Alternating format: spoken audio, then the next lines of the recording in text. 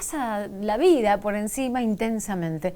¿Cómo detectar los síntomas a tiempo cuando estás pasado de revoluciones? ¿Y cómo frenarlo para que no tenga repercusiones en casa, con los niños, en la pareja, en el trabajo, ¿no? Y en tiempos de crisis donde todo pareciera que se agudiza mucho más, ¿no? Esa caja de resonancia que, bueno, uno por ahí termina por asimilarla, no de manera deseada. Pero preguntémosle mejor a la licenciada Jessica Dorosuk, quien está aquí con nosotros, para, bueno, comentar un poco de qué se tratan estas situaciones. ¿Cómo está, Jessica? Bueno, primero, a ver, bueno, esto que decías vos, Sí. viene esto como de la enfermedad del apuro. Hay muchos que hablan del estrés como esto, ¿no? Entonces voy pasando de una cosa hacia otra sin detenerme a pensar, sin parar a pensar, sin poder disfrutar de lo que estoy haciendo, de lo que estoy vivenciando. Ahí se empieza a dar como una desconexión a veces, ¿sí?, entre el cuerpo y la mente, entonces parece como que vamos en piloto automático, ¿sí? Como que habilitamos el piloto automático, que es un pensamiento más de tipo estereotipado. Y vamos así, y llegamos a esta altura del año y decimos, bueno, ¿cómo se nos pasó el año o cómo se nos pasa el día? Sí, los síntomas, pero bueno, antes diferenciar un poco lo que es el estrés, de esto que vos decías también del síntoma del síndrome del quemado, burnout. El estrés es una reacción necesaria, esperable, normal, tiene que ver con prepararme para la acción. Sí, por ejemplo, yo cuando venía para acá obviamente estaba un poco nerviosa, ¿no? O sea, un poco más taquicárdica y demás, eso es estrés. El tema es cuando siento que las situaciones empiezan a sobrepasar mi capacidad de responderlas. Claro. Entonces empiezo de repente a todas mis necesidades, no puedo ver cuál es la prioritaria para responder, entonces empiezo a sentir que tengo un montón de cosas pendientes y que sobrepasan mi capacidad de acción. Ahí uno debería pensar, bueno, a ver qué estímulos no estoy pudiendo responder o qué estoy haciendo con ellos. No, para dar una vuelta hacia atrás, un paso, esto que yo decía antes, detenerme a pensar y bueno, decir, a ver, ¿qué puedo hacer para bajarle un poco la intensidad de estos estímulos para sentir que soy yo la que responde en estas situaciones o controla o enfrenta estas situaciones y no las situaciones las que me desbordan o me controlan a mí? En esta época del año la gente sienta como que el estrés es una constante, que no es esporádica con picos, sino que es algo permanente y agotador, porque digo, el cuerpo después pasa factura de eso, ¿no? Sí, bueno, y pasa que ya tenemos 8 meses ya casi encima. Mucha gente por ahí no se puede tomar vacaciones, o si te tomaste vacaciones por ahí no pudiste necesariamente descansar. Y parece que también cuando llega esta etapa del año uno se acuerda de todos los balances, ¿no? Entonces por ahí a principio de año me puse un montón de metas, tal vez algunas difíciles de cumplir o sobre exigencias y demás. Y parece que llega esta etapa del año y como que empiezo, bueno, ya llega el verano y tengo que ponerme en forma, y ya se viene, tengo que cerrar promedios, cerrar ciclos, cerrar esto, cerrar el otro.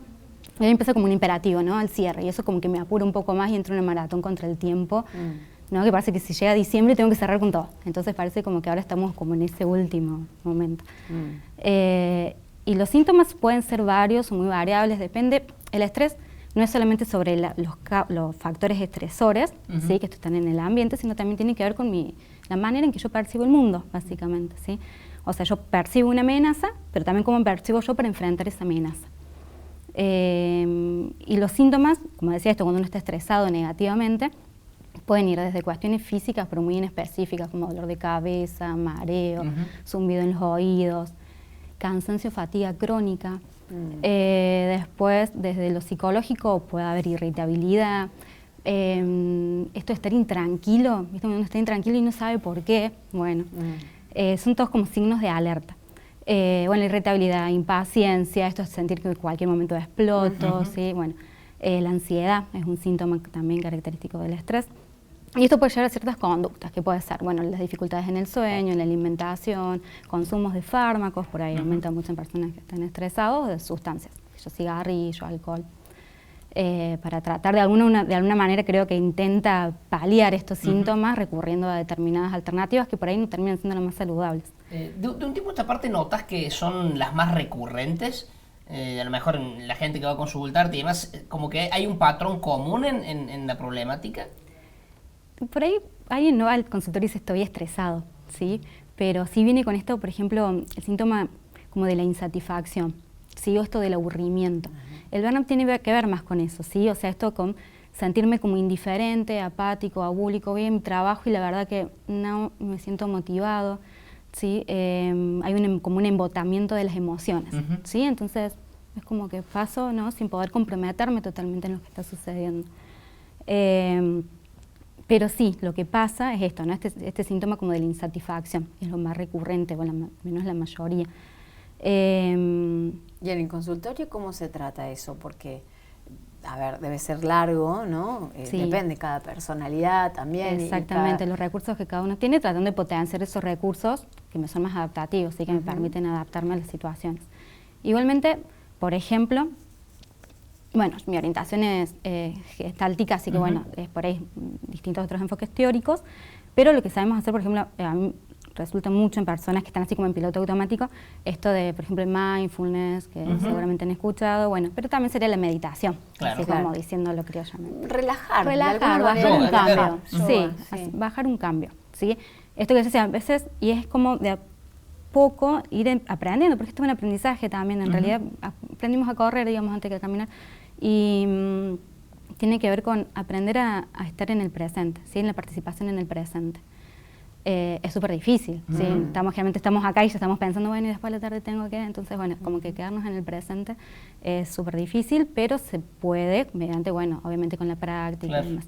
Un poco eso y poder integrar estas partes, como decía, bueno, antes, bueno, como parece que mente y cuerpo van separados, bueno, poder integrarlo y entender que es una misma cosa y poder armar una prioridad como de las necesidades. Bueno, a ver, ahora necesito esto, me concentro en esto, luego paso a esto. O sea, hay generalmente cuando uno está estresado pues está como desorganizado, ¿sí? Por eso tiene muchas necesidades y no sé cuál es prioritario, cuál es urgente, qué atender. Entonces, una pregunta así para los psicólogos para que nos expliquen. Decís que sos corriente gestáltica de manera de conducir, digamos, claro. Sí. ¿Qué diferencia hay? ¿Cómo trataría que hace la parte más cognitiva o quien hace el psicoanálisis tradicional? Claro. ¿Cuáles son las diferencias, digamos? Bien. Así, para que la entienda grosso uno, modo, claro. muy grosso modo. Tardaría 5 años en explicártelo. Pero bueno, mira, por ahí cuando vos te pones a leer de cada una de las escuelas, creo que no son tan diferentes por ahí como quieren parecer. Sí hay algunas diferencias obviamente teóricas importantes, pero después por ahí el paciente lo va a notar más en la práctica, digamos. Un gestáltico, por ejemplo, trabajamos más desde lo vivencial. Claro. ¿Sí? Entonces técnicas más de ensueño, vivencias, tiene que ver más con, bueno, por ejemplo, las sesiones generalmente siempre se trata que por ejemplo, uno habla de un recuerdo, ¿no? Pero bueno, tratamos que lo transmite en primera persona en tiempo presente, ¿sí? Tiene que ver con, bueno, decimos que hay situaciones inconclusas, que en el psicoanálisis por ahí tendría que ver con aspectos más inconscientes. Claro. Que la idea es ir cerrándolas en el presente, y por ahí la terapia la idea es que vaya ayudando en eso. Por eso las técnicas por ahí sí son diferentes, porque es más vivencial, a lo mejor sí, se puede hacer meditación o algo así como complemento. Con el psicoanalista sí tiene que ver más verbal, capaz, y el cognitivo también, pero va a apuntar, o sea, desde los gestálticos se apunta más a lo emoción, y desde el cognitivo por ahí es más el proceso de pensamiento. Claro. Y por ahí pensaba, ¿no?, en esto de tratar de fluir y ser ordenados, y ahí nos quemamos, ¿no? Claro. En tratar de controlar todo, digo, tengo que estar bien porque tengo que estar bien alimentado, tengo que hacer ejercicio, tengo que ser mínimamente eficiente en el trabajo, además tengo que ayudar a la familia, estar y si lo tomas, claro, un montón de mandatos que por ahí si uno lo siente como un una deber, sobrecarga, ¿no? claro. Una sobrecarga, creo que ahí termina haciendo agua cuando quiere tratar de controlar todo. ¿Cuál sería la forma de vivirlo más naturalmente? Fluir y es difícil, claro. Claro. Bueno, hay que ir a terapia. Claro, seguramente. No, pero sí, ¿no? Digo, a ver, es súper difícil porque tiene que ver, esto que vos decías, tiene que ver con los mandatos son introyectos, ¿sí? O sea, se introyectan en la crianza, se introyectan en las distintas instituciones donde somos socializados, o sea, bueno, en los contextos en los que habitamos o vivenciamos. Y la idea por ahí es poder ir desconstruyéndolos, ¿no? Porque también tiene que ver con la manera en cómo me percibo. Entonces, si yo siento tengo que ser la madre modelo, y la madre modelo es esto, esto y esto, cuando no empiezo a llenar con tilde todos esos casilleros, y ya me empiezo a angustiar, ¿sí? O empiezo a vivir como una sobreexigencia y siento que no llego. Y sí, la idea... y lo importante es darse cuenta, ¿no? Como que empezar, claro, sí, lo mismo en el trabajo, o en todas las relaciones, en la pareja. Lo importante para mí es como ir ampliando esto del darme cuenta, y bueno, si me doy cuenta que esto me está sucediendo, a ver qué puedo detenerme, pensar y ver, analizar la situación y ver qué puedo hacer.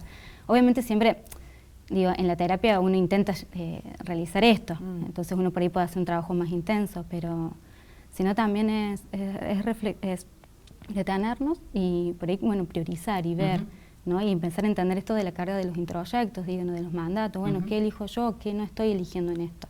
Y la gente que empieza terapia y que va cada tanto, ¿logra hacerse con esas herramientas claro. y resolverlo temporalmente al menos, definitivamente? ¿O cada tanto hay que volver a hacer como un backup, como un reseteo? Sí, sí, digo, porque por ahí uno se olvida, se automatiza. Sí, además para trabajar cuestiones tenemos toda la vida.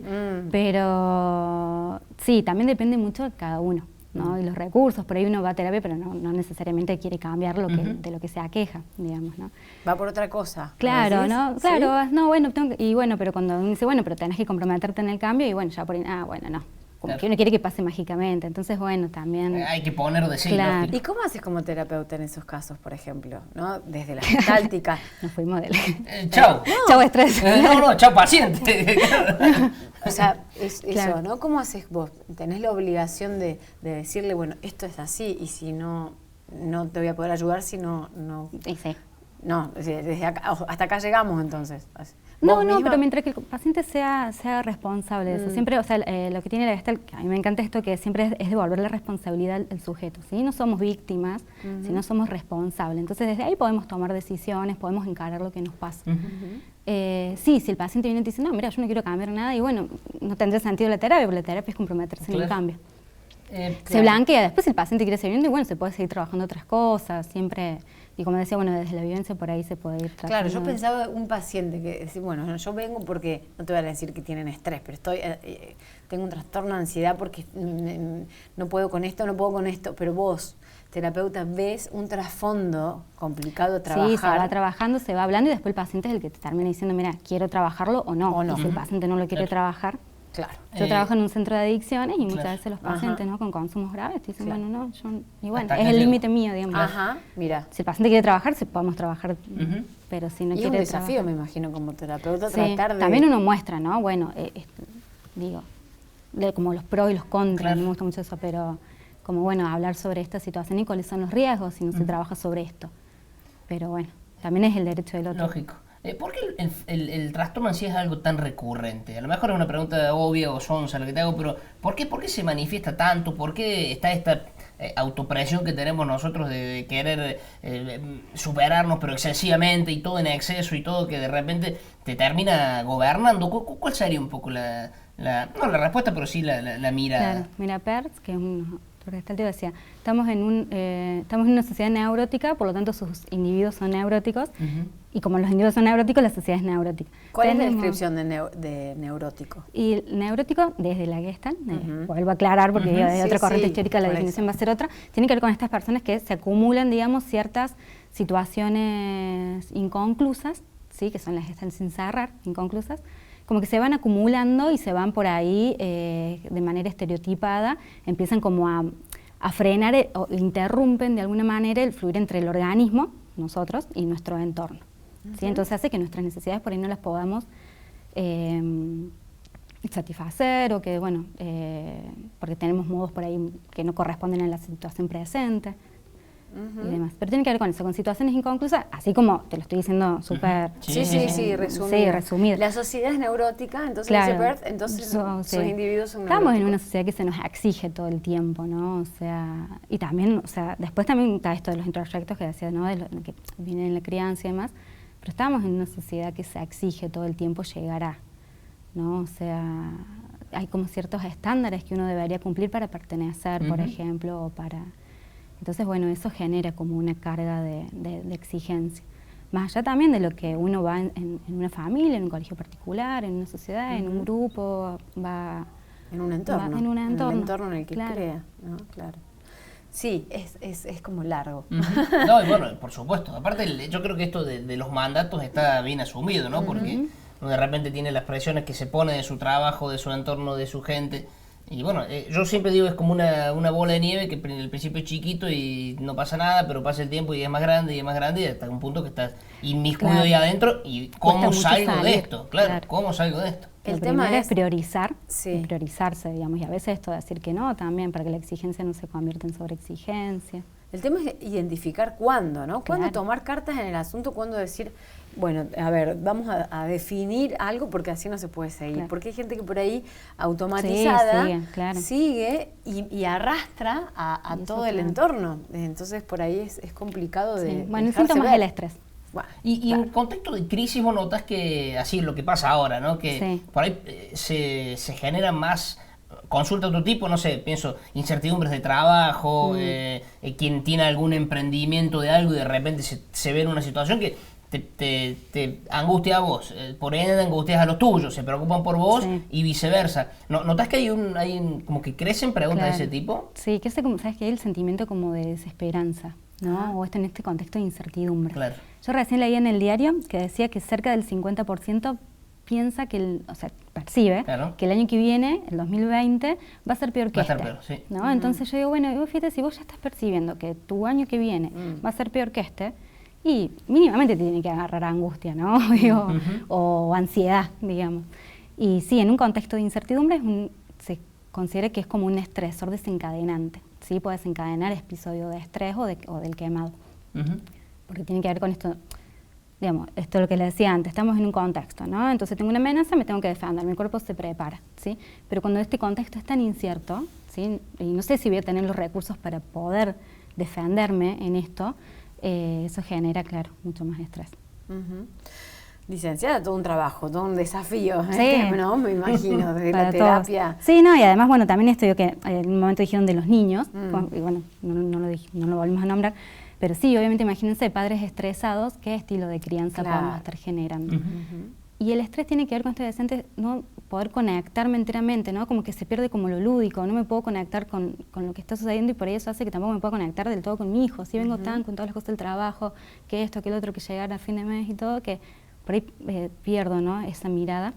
No puedo llegar a perder esa mirada del otro que está en desarrollo. Y obviamente los niños son, si nosotros somos con nuestro contexto, los niños con más razón. Absorben todo, Sí, ¿sí? absorben todo, entonces sí. Para los niños suele ser como más complejo, digamos, las situaciones de estrés familiar que... Ujú. ¿Y cómo se aborda desde la niñez? A ver, más allá de la terapia individual que pueda tener el Sí. niño. Y ahí me Primero claro. con los adultos y Claro. después para con los Y niños. sí, porque el niño, claro, muchas veces pasa que el niño se transforma como en un portavoz, digamos, o Claro. sea, como que hace síntomas, pero está expresando toda la situación que está ocurriendo a nivel familiar. Entonces muchas veces sí, se puede trabajar con el niño porque a lo mejor desarrolló, no sé, un problema de conducta y bueno, pero después la idea es ir trabajando el clima familiar. Ujú. Eso tiene un tiempo considerable de, Eso no depende claro. de cada contexto, ¿no? Sí, de cada De situación cada también. situación. Sí. Ujú. Bueno, Los niños siempre buenísimo. son más plásticos, digamos. Sí. Claro. eh, Lo bueno es que más los accesible. psicólogos tienen trabajo y la sociedad hace No que haya estamos en trabajo crisis. y bueno, hay que ver en ellos cómo resuelven Claro. las consultas, pero bueno, ante estos contextos hay quien está enfrente con alguna problemática. Jessica Dolosuc, un placer Bien. tenerte. Gracias. Muchísimas gracias. Gracias a ustedes. Muchas gracias por venir a Punta Arenas.